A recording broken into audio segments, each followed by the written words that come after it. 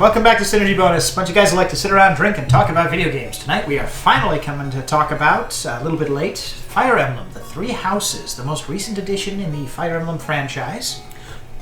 Only late, because I hadn't had a chance to play it until recently, because it was kind of hard for me to find. Then we've shot this before, but I'm an asshole. Olio. He's the world's biggest asshole. Okay, originally launching for the Nintendo Switch in July of 2019, came out on the 26th. This was developed by Intelligent Systems and published by Nintendo, as the vast majority of the Fire Emblem games are. It is the first console game that they've put out since Radiant Dawn in 2007. It was to be a 3DS title, and then Shadows of Valentia was announced, and this was pushed back, and they decided that they were going to seek out a different platform after Valencia took up all of the time in the design team on the 3DS. I have to say it worked out better this way because it's very nice on the Switch. Fire Emblem has always been nice as a console game. It's one of those things that I am not happy about the decision to make the Switch to handheld gaming for the bulk of their library. There's a couple of good ones, like the ones on the Game Boy Advance. He's not a handheld gamer. Yeah, I know. But fortunately for me, I had the Game Boy Advance adapter for my GameCube, so I got to treat them as console games. It was better. Yep. The only one you didn't would be any of the 3DS ones. Any of the 3DS ones. Awakening, Fates, and Valencia. Already mentioned. Out of those, I've only played one on the DS. So I'll be asking Trav a bunch of questions on someone who's played earlier installations, but not the most recent. Knowing that this had been, or was going to be a big project and was a bit much for everybody to handle on the console, the lead developers over at Intelligent Systems reached out to Koei Tecmo, who they've been working with on Fire Emblem Warriors, and pulled that team over, which had the ripple effect of actually delaying the next Dynasty Warriors. That's okay. That's okay, but if you delay the next Nobunaga's Ambition, I will start murdering people. For some reason, I think the next Nobunaga's Ambition already came out. No, number 2 came out. I'm waiting for number 3. So what's all this Three Houses talk about? Black Eagles. Join the Black Eagles. Slytherin! I am sporting propaganda today. I mean, I'm wearing black and gold, so... After you've heard about the houses, you decided you were going to join the Black Eagles. Fear the deer. I mean, I realized that they were inevitable, and that my really weird team leader, who could potentially ride a griffin, was not nearly as cool as the chick in armor with a battle axe. Which one? There's several. Edelgard for the win. The game borrows heavily from the genealogy of the Holy War. Oh, that's really going back. 1996. Yeah. With the idea of everything being family related and blood related, they decided not to go the route that they'd done in Awakening and Fates with the child units, which works for me because it was like there was the time jump skip thing I meant the time travel in Awakening, which kind of made it work. But then in Fates, where your kids have these deep realms that weren't really totally explained, so that they grew up where like you'd seen them 2 days ago, but for them 3 years had passed. It was weird. It was weird, yeah. So you raised your kids in hyperbolic time chambers, Basically. Okay. And it was an interesting way to handle the paralogs, but I didn't care for it. It felt shoehorned. So this time around, they opted not to go that route. You still develop your support conversations as usual, and characters will get married in the post-game credit stuff, as has happened in previous games, such as if you raised Boyd and Mist back in Radiant Dawn and Path of Radiance up to an A or an S rank. They would get married after the game was done when the credits were rolling. Or was it Blazing Sword, where Hector was one of the protagonists, and you're describing who he marries that becomes Ella Wood, Roy's mother. Right. Not Hector, but Ella Wood, and whoever he marries becomes Roy's mother. Yep. Yes, you got it. Everyone just liked Hector, though. I mean, he was in frickin' Axe Lord. One of the very few. Although Edelgard comes very close to being an Axe Lord with her with her custom prestige class. However, I prefer Lynn. Everyone prefers Lynn. So,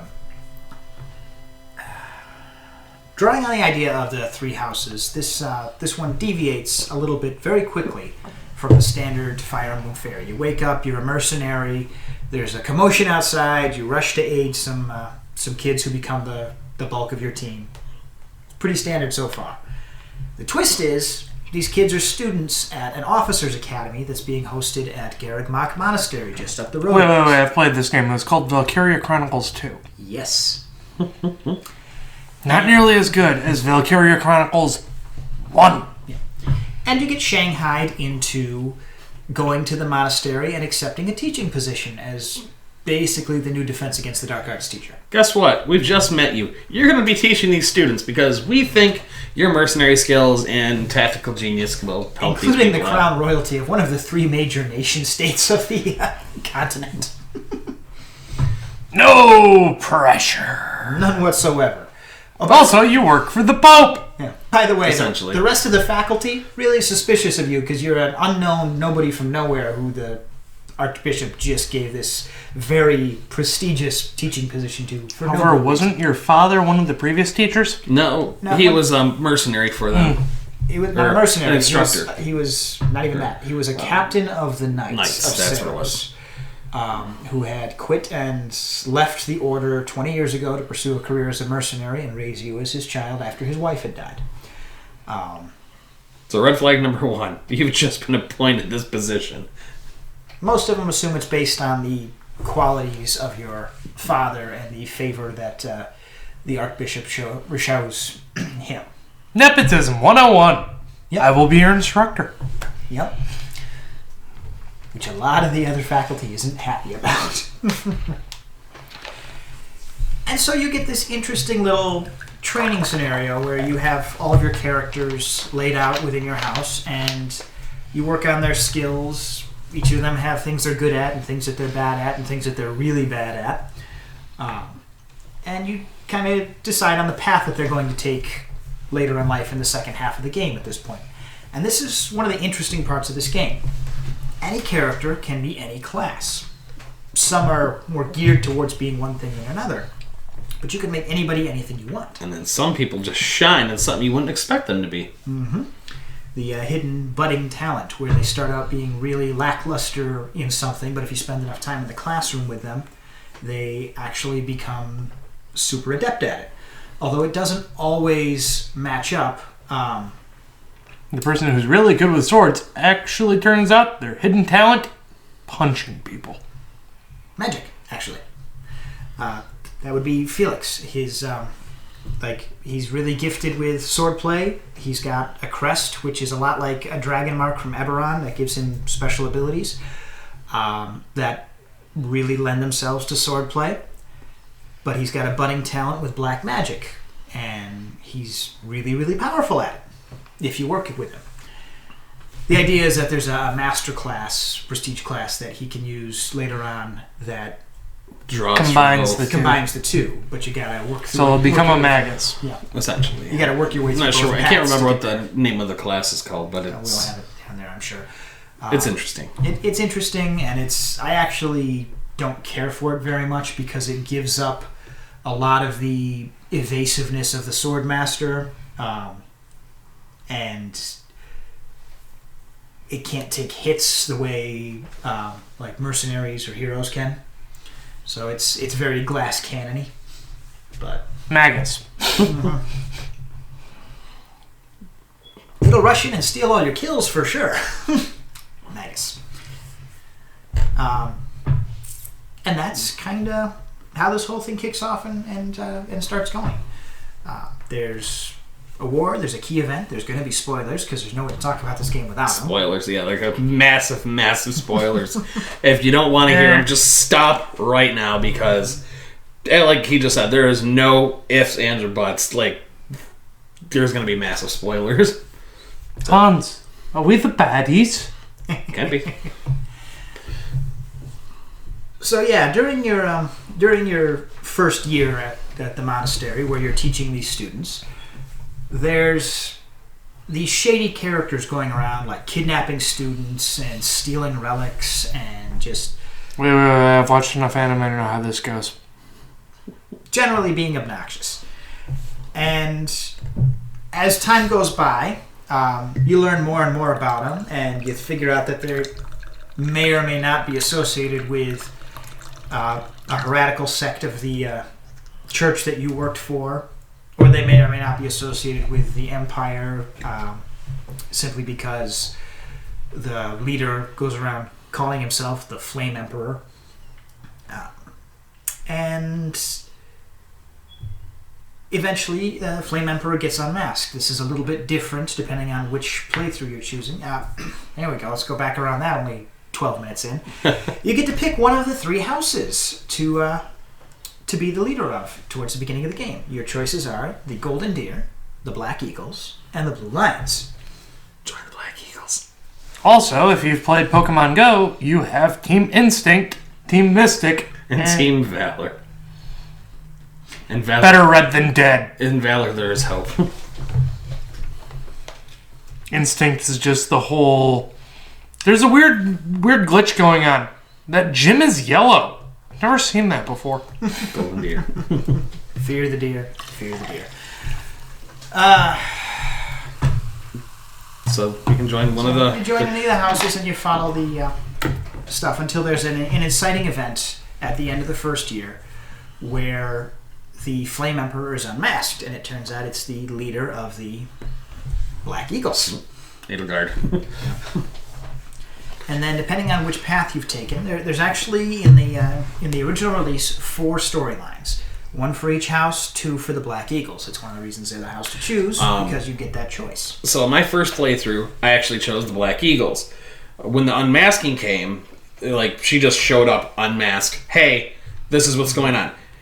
And I fight her and I stop her.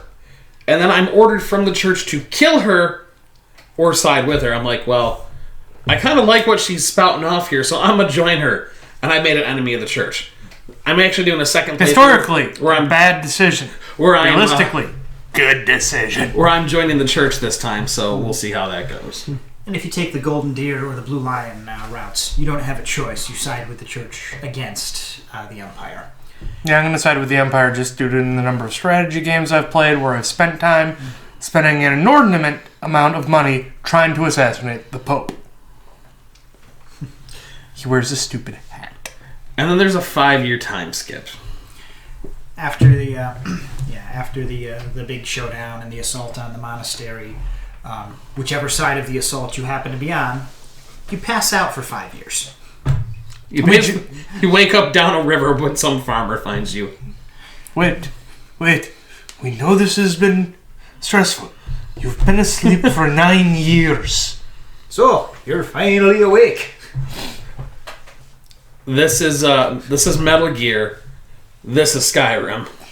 Normally, we don't call that falling asleep. We call that a coma. And the longer you're unconscious, the less likely you are to wake up. Mm-hmm.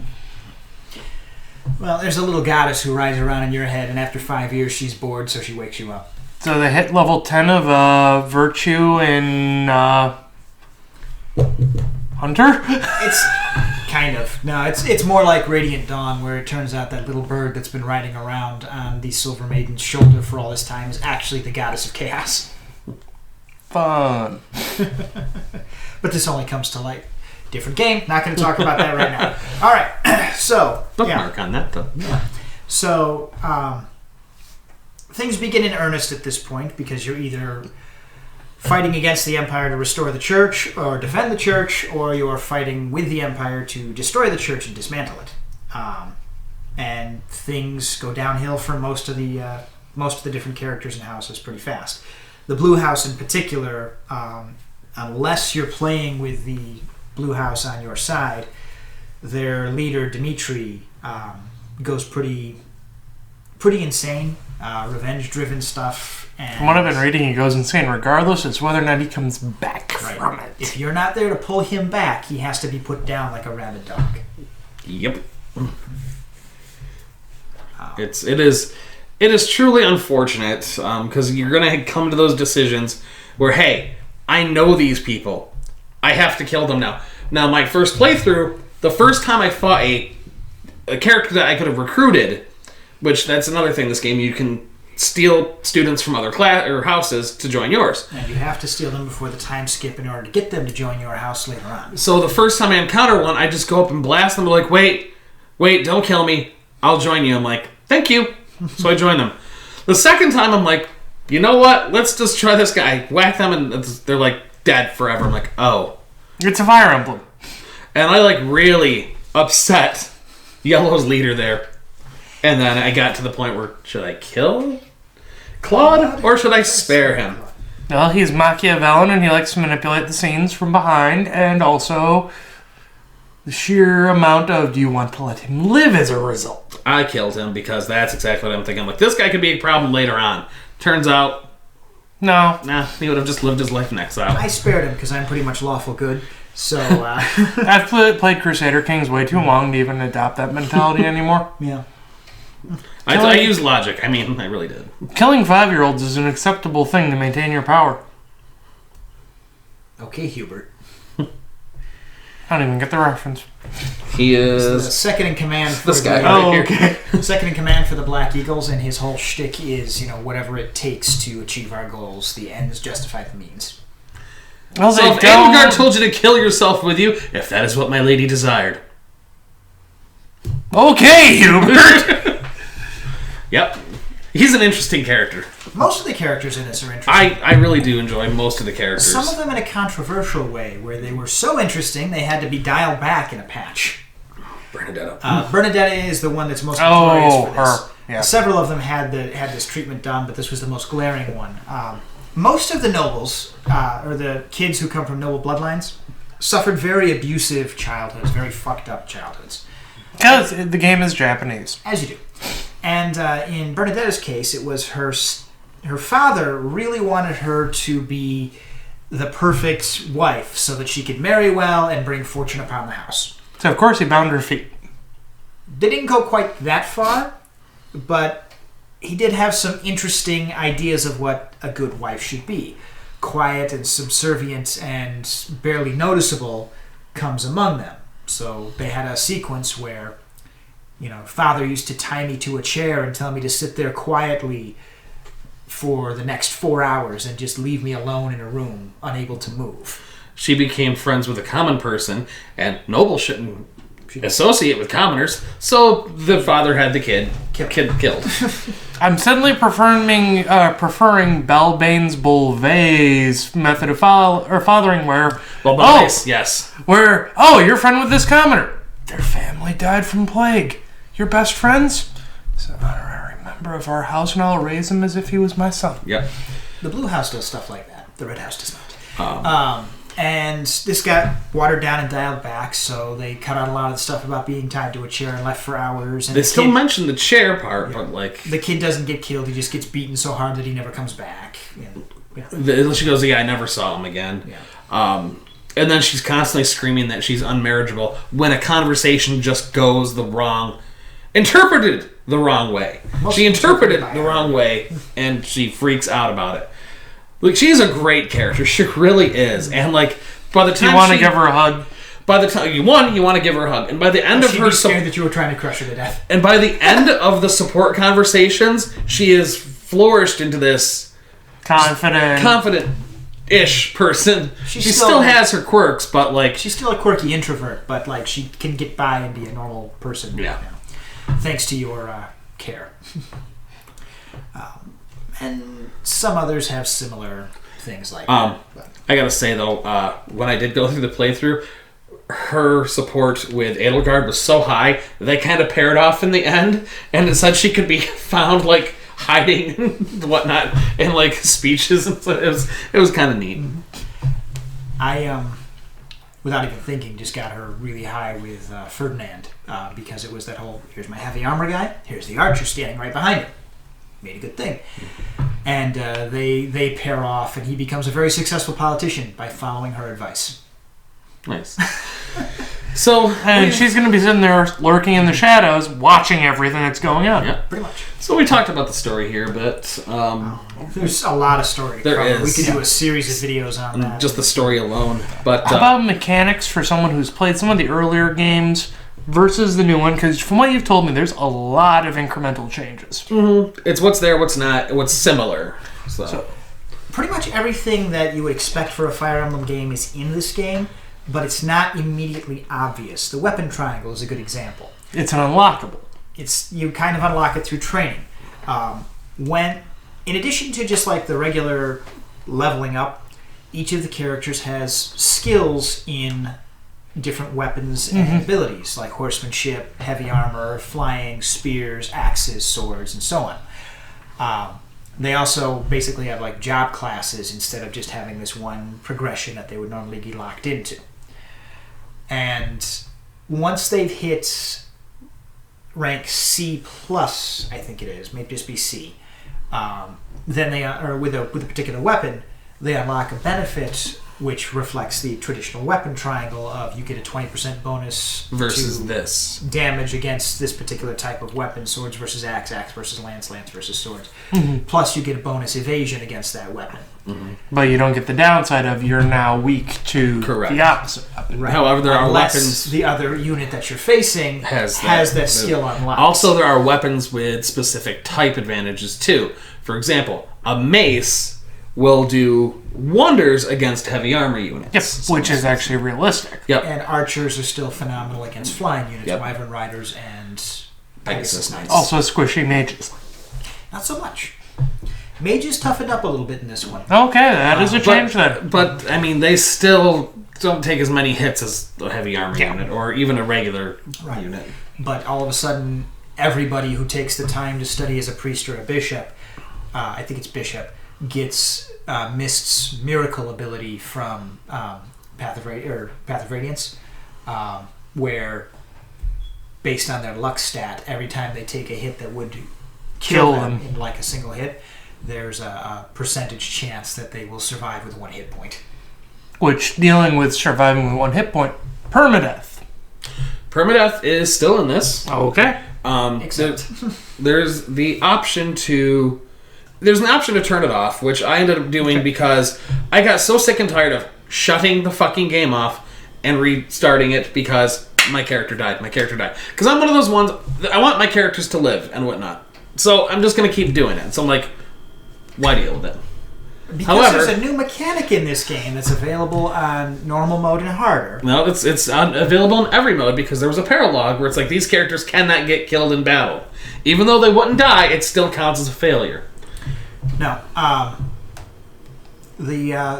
because the little goddess that rides around in the back of your head is the progenitor goddess who created this world, she has some influence over time and space. And she will happily give you charges of divine pulse, which allows you to turn back the clock as many turns as you want for as many charges. Okay, so like the Wheel Arcana you unlock in the remake of Tactics Ogre, Let Us Cling Together for the PSP, where you can use the Wheel Arcana card to turn back combat X number of turns. To do something different. So, Yep. you know that So this person this here is plan going to didn't- kill you. Let's back him off here and get this thing intercepted. However, Just with- a case of it was a good plan, but that unit over there crit. So let's back up time, and maybe this second time through they won't crit. The whole thing with the Wheel Arcana on that is, though, it's like, okay, I have now created 2 branching realities that I can play through. So, like, oh, that was still a bad mistake. Let's dial it back a little bit more or a little less. We'll try this. And I can go and choose, you know what, the original reality was worthwhile, or I can take the losses with that one because this third one did not work. Doesn't go that far. It just resets Okay. your moves. It's like playing a game of chess online and being able to back up your moves and play. A dumbed down Wheel Arcana, then. Yeah, basically. A lot of this game feels dumbed down. Like, it has the usual tiles on the map where you have little fortresses and so on. that But you increase can't your- explore them. Well, that was just Shadows of Valencia thing there.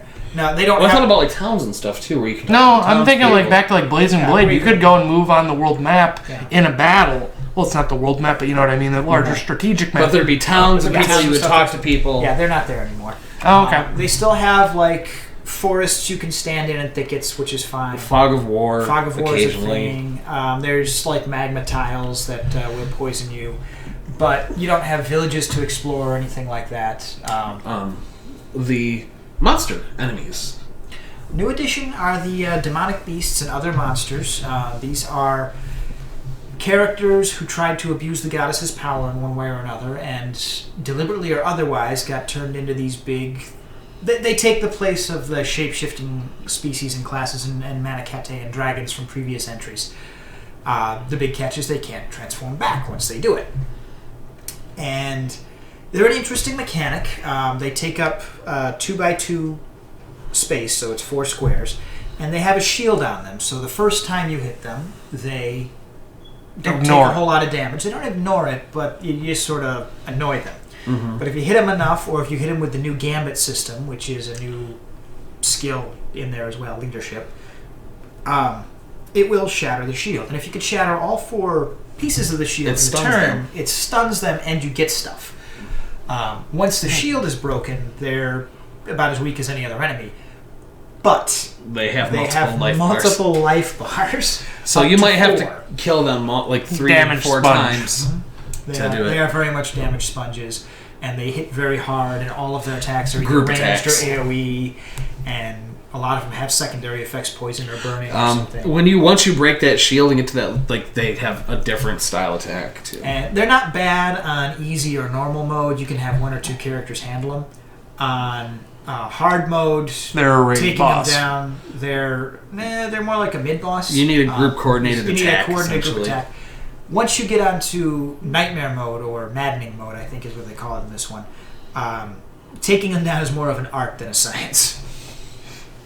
Something I just remembered, because in previous ones, at least Awakening, you could go and team people up into a one-person squad that move together. It's something like that. That's there, but it is in a very reduced capacity. Mm-hmm. As a teacher, you can assign adjuncts to your various students and other professors. Mm-hmm. And it is 2 people up to a unit. If you max out your skill as a professor to A+ rank, you can do up to 3 characters per map.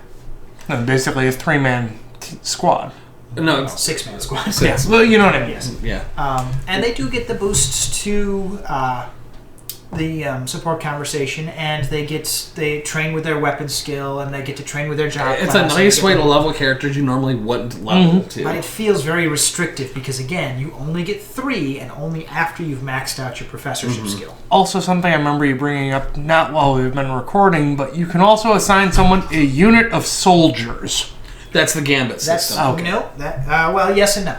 Battalions are a new thing that they put in, and this was something that Koei Tecmo brought along because their big thing is animating big group combats, and they wanted to give this a feel of like actual war with a whole bunch of stuff going on. So the usual Fire Emblem, here's a bunch of squads running up to do one-on-one combat with each other.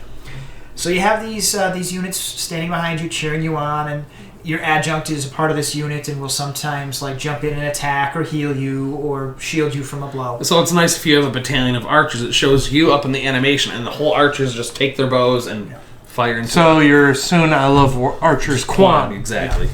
Now, they give you a new attack option along to go with, attack, weight, heal, item, etc., called Gambit. And what the Gambit does is it uses your leadership skill as a weapon skill to take the unit that is assigned to you as a battalion and do whatever their special attack or effect is to the map in front of them. It's a whole new tactical way to play. It's got some really big, interesting powers. I found one unit that I absolutely love. It's a ranged archer unit that shoots poisoned arrows.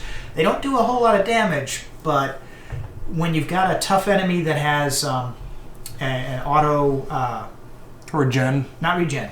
A lot of the boss type characters have a special skill that allows them to counterattack regardless of how far away you are and what weapon they have equipped. So if you have a sniper with a longbow who can attack from 6 spaces away, they're still getting hit, even though they're way back there. And because they're a sniper like that, they aren't very good at taking hits. I'm going to go down 1 hit.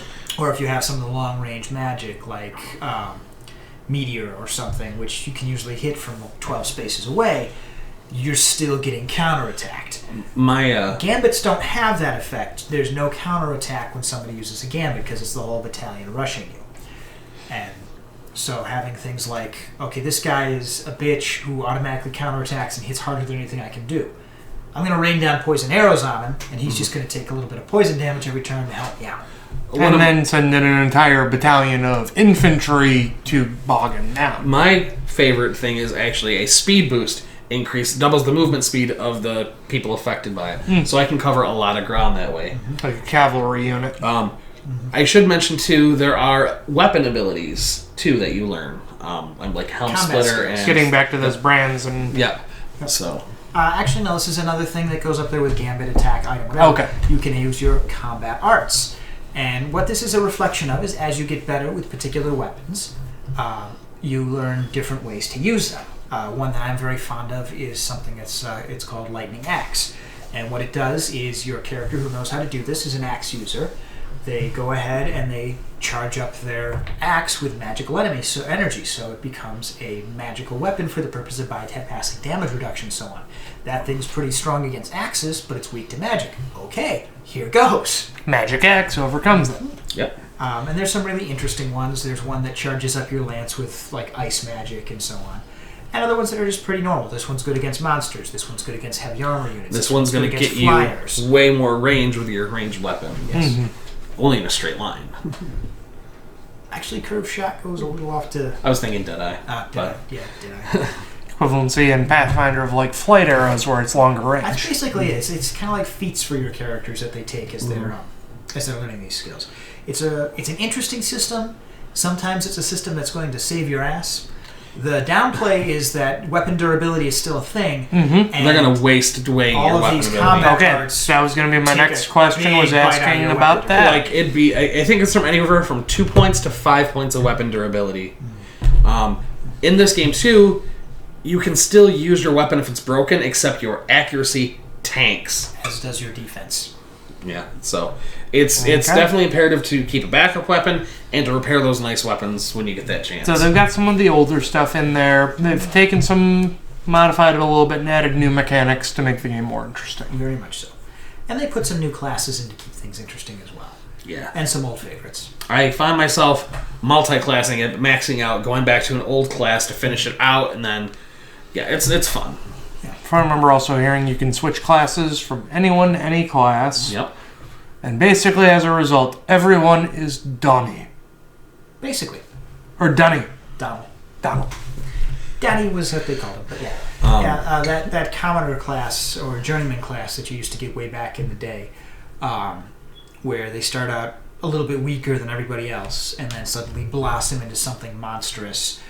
Yeah, everybody is that in one way or another. Mm-hmm. And there are some characters that you're going to take the same route time and time again. Bernadette. This person makes your best archer in the world. Stick him as an archer. Dorothea with the... I was thinking Lysithea with her twin crests. They both benefit her for casting attack magic. So she's going to cast, it doesn't matter if it's light magic or dark magic, she's going to be casting attack magic no matter what you do. Yeah. Make her into a mystic Theurge. Gremory is the phrase they use, but yeah. Or you've got Mercedes is one. It's not actually her crest. Her crest is pretty basic. It sometimes conserves uses of holy magic so they don't use up a charge.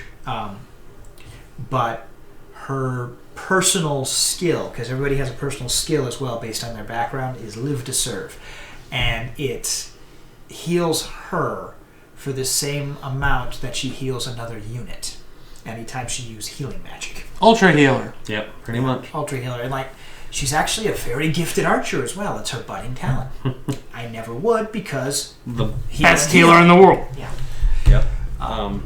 So that's pretty much like a lot of the mechanics there. Music.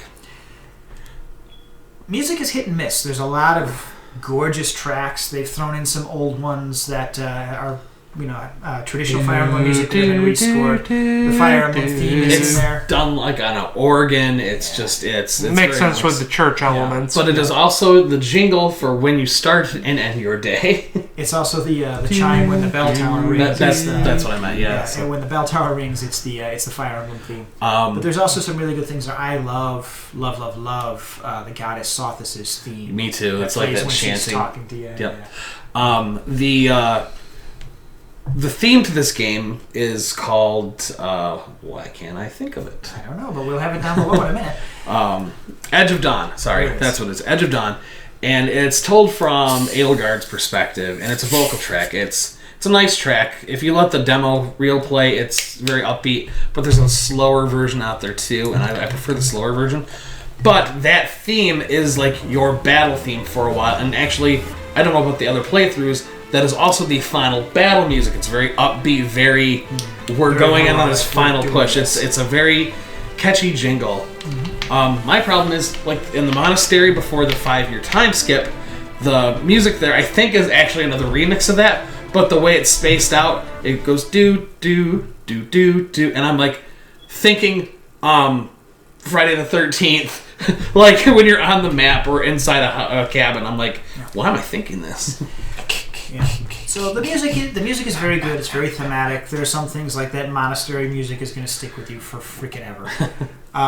The battle music probably could use a bit more variety, but beggars can't be choosers, and it works for what it is.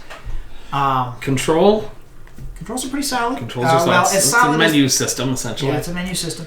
Unless you're wandering around the monastery, in that case, your avatar character works really well. There's not a lot of ice skating or anything like that. There are some issues, but they're hardware issues, not issues with the game. Like the Switch has that controller drift thing on the Joy-Cons, and don't have that problem. It's because you have a Pro controller. Yeah. I also don't care for the Joy-Cons. Yeah. And my Pro controller has developed a glitch where sometimes the right stick for looking around will just stick going to the right. So you really need to get an official Pro controller versus the Nikon cover. But the Nikon one looks so nice. I know it does. Anyhow, switch off getting your Mad Catz crap. Basically, that's a blast from the past. Visuals to this game are astounding. Again, this goes back to the team from Warriors. They did the sort of a 3D cell shaded thing. Everybody's animated. They all move around. They talk during the cutscenes instead of just being portraits and visual novel stuff. There's actually anime cutscenes in this game that are really good and really solid. Like an Awakening. Yeah, and very reminiscent actually of Radiant Dawn. And that there, and they're very good. So, yeah, visually, this is a very pretty, very bright, very colorful game, while still managing to tell some very dark stories. Yes. The only time I would say the visuals tank a little bit is actually in combat, actually after combat. Like, when you get your experience, the character will be there, your experience will become up. To me, it almost looks a little, I wouldn't say pixelated, but like, it's definitely not as smooth as it could be. Not as detailed, not as fine. It could be because I'm playing on a 4K TV. It could be too. I don't know how it is in handheld mode. Yeah. I'm just saying. It looks fine on the handheld. But like, for what I saw, like, that was it. Like, so. But the game runs smooth. I can't complain. Now, it's a long game, and each of the characters, because there's a ton of characters, they don't have as many ways to move around as you might want, so a lot of the characters' poses and movements get very boring and repetitive by your fourth playthrough. But I mean, you're going to have that with anything where you have to put that many hours into it. Yeah, it's a good one though. Like it. So yeah, controls, visuals, story, replay is definitely there. Like I said, there's four story or main stories, and now they've added a side story with a fourth house, the Ashen Wolves. As of the week we are recording this. I just downloaded it this morning. And so yeah, tons and tons of replay value to do the units in different orders, to get different support conversations, to try people doing different things, to get your perfect team. I was really hoping that with that they'd have a throwback to Fates, and some other games, the multiplayer combat system where you pick on a team to fight against another person online, but this is not the case. I'll tell you what though too, this is more of a game aspect. Everyone is voice acted. Oh yes. And like The whole game. everything is voice acted, and that's very, very nice. There's very little dialogue that you have to read. It is Even all... the silent protagonist is voice acted. Yes, he is. Or she is, because Byleth can be either or. When you level up, when you do critical hits, they have phrases. So it's kind of weird that they didn't just choose to give a voice to the character. Gonna go with, at least they didn't go with the aspect of like Fallout 4 where it's like, great, someone talking for me. Why did you remove all the sarcastic responses? That's something that bothered me, is that you even though it's a silent protagonist, the character definitely has a personality, and you can't really, aside from being somewhat sociopathic and agreeing with all of the characters to get more support so they're more likely to join your house and give you support conversations, there are certain ways that they're going to react. Like there's a womanizing character, and I find him incredibly amusing, so I'm inclined to like give him a pass and agree with him and so on. The protagonist character won't do that. They're constantly scolding him and berating him, and hi Sid, and Sid agrees. telling him to knock it off. There's a couple of characters that come to you with problems, and I just want to tell them to suck it up, but you don't have that option. Also, if you choose the wrong option, you can really tank their opinion of you too. And Why is this a problem? there aren't nearly I as wanted many, them to join. there aren't nearly Okay. as many snarky responses as I would hope. This character's not a snarker. Not sarcastic at all. Just very concerned and caring and helpful. And, 0 out of 10. Not immersive. although when you get into the 5-year time skip, and the war's been going on for about 5 years, like you can be really enthusiastic about it, and like the emotions, like yeah, we're gonna fucking kill these people, and they're like, Let's go murder a whole lot of people! once you calm down, like so the emotion does come there, but like everyone else has been like, you need to dial it down now. Down a notch. So, but I don't know. I would give this. Oh, God. Mini games. This thing is fucking packed with mini games. Did I miss the mini games? You got the fishing mini game. Oh yeah, You I got done the sauna mini game. What? That was part of the new Grey Wolves DLC. Oh, okay. I'm sitting here going, fishing minigame, what is this? Breath of Fire 3? Not even that involved. Hit the button at the right time. It's Catch a- an awesome yeah, fish. it's a- Okay, definitely not nearly It's involved. a rhythm-based catch the fish game.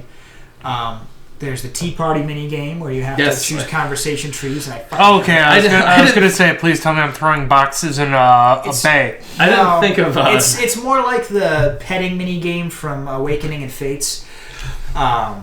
Blow on Camilla. Like literally asked. I don't remember this minigame on Awakening. It wasn't in Awakening. It was only in Okay. I was gonna say, like, why would I not be blowing on Lucina?